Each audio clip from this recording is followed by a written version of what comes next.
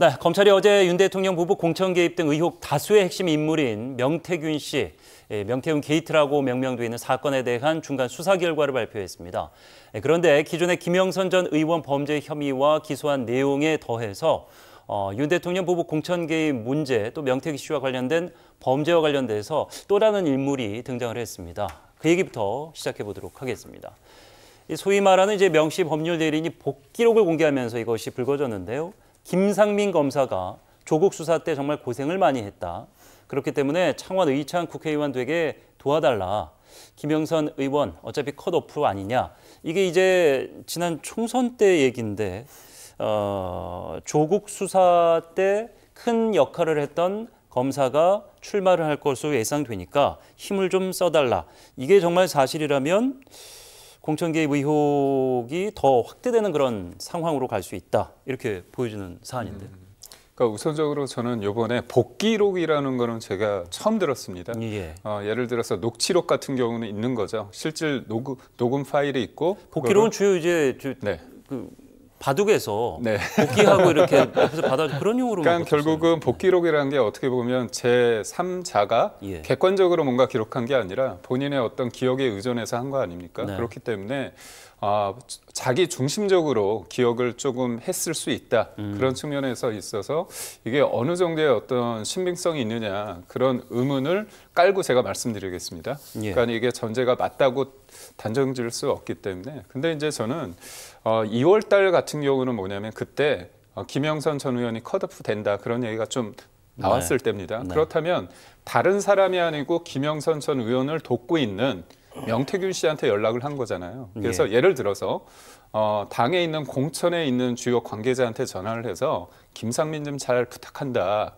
이렇게 얘기했으면 공적인 어떤 라인에 있어서 어떤 영향을 준 거잖아요. 네. 근데 이거는 김영선 전 의원 측을 돕고 있는 명태균 씨한테 전화해서 이 사람 관련해서 좀 도와달라고 얘기한 게 어떤 의미일지는 저는 잘 모르겠습니다. 사실 이 부분이. 왜냐하면 명태균 씨는 공적 라인에 있던 사람이 아니잖아요. 그리고 또 명태균 씨가 수차례 텔레를 통해 가지고 저 김건희 여사한테 텔레 문자를 보냈습니다. 네. 도와달라고 했을 때 5차례, 6차례 도와달라고 했을 때 김건희 여사가 어떻게 보면 좀 매몰차게 경선이 기본이다. 그러면서 약한 후보를 설득해야 된다. 이렇게 해서 도와달라는 건 또 안 도와줬거든요. 네. 그런 측면에서 작년 총선에서 뭐가 이루어졌느냐 했을 때 이 사실만 보더라도 냉정하게 봤을 때 없다. 사실상 공천에 영향을 준 게 없다고 볼 수 있고 제가 하나의 예를 들자면 그 이재명 대표가 2022년도에 개항으로 공천이 되지 않았습니까? 그때 이재명 그 당시 고문이었거든요. 그래서 당에서는 지방선거 승리를 위해서 좀 도와달라고 얘기를 했지만 예. 박지원 비대위원장이 나중에 실토를 했습니다. 이재명 대표가 당시 고문이 전화 와서 본인을 꼭 거기에 넣어달라, 콜해달라 이런 얘기를 했었거든요. 그게 어떻게 보면 더 문제 아닌가요? 그러니까 이런 상황에서 저는 만약에 법적으로 문제가 있다면 이거는 뭐 수사를 통해 가지고 책임을 지울 얘기인데 지금까지 나온 상황을 봤을 때 이게 과연 김건희 여사가 공천에 실질적인 어떤 공적인 라인에서 움직였나 그거는 좀 다르다고. 예. 뭐 아주 명쾌하게 한 뭐 50만 건에 달한다는 그 황금폰 안에 이와 관련한 녹취가 들어있으면은 깔끔하게 해결이 될 문제인데 만약 그렇지 않다면은 이제 재판 과정에서 관련자들의 뭐 진술 이런 것들이 필요할 텐데 여하튼 이게 사실로 좀 윤곽이 잡혀간다면은 김건희 여사가 지선, 뭐 보궐선거, 총선할 거 없이 전방위적으로 손을 뻗쳤다 이렇게도 볼 수 있는 대목인데 어떻게 생각하세요? 그러니까 지금까지 대통령의 부인이 공천에 개입했다는 전무후무한 일이 벌어졌다라고 이야기가 나오고 있는 거지 않습니까? 한 번도 그런 일이 없었는데 지금 대통령 부인이라고 이렇게 이야기가 나오는 것이죠.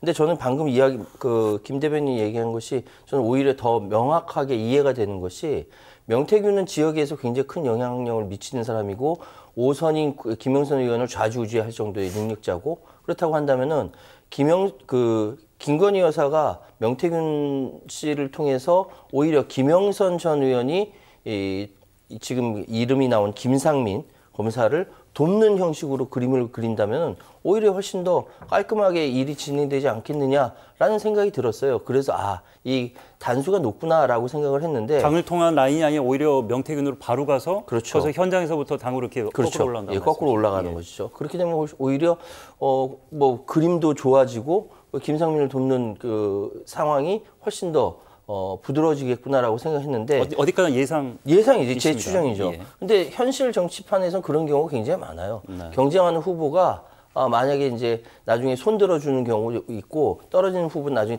다른 자리를 보장한다든지 이런 것들이 있기 때문에 훨씬 더 부드럽다는 생각이 드는데 문제는 그것이 문제가 아니라 지금 총선만 그랬겠느냐. 다른 선거에서도 대통령 부인이 공천 관련돼서 지역의 유력 인사한테 전화하고 혹시 뭐 얘기가 나오는 건 윤한홍 의원이니 뭐니 박완수 지사에게 전화했다 뭐 이런 이야기가 나오고 있는 상황이 이 자체가 굉장히 비정상이다 이렇게 말씀드리겠습니다. 예.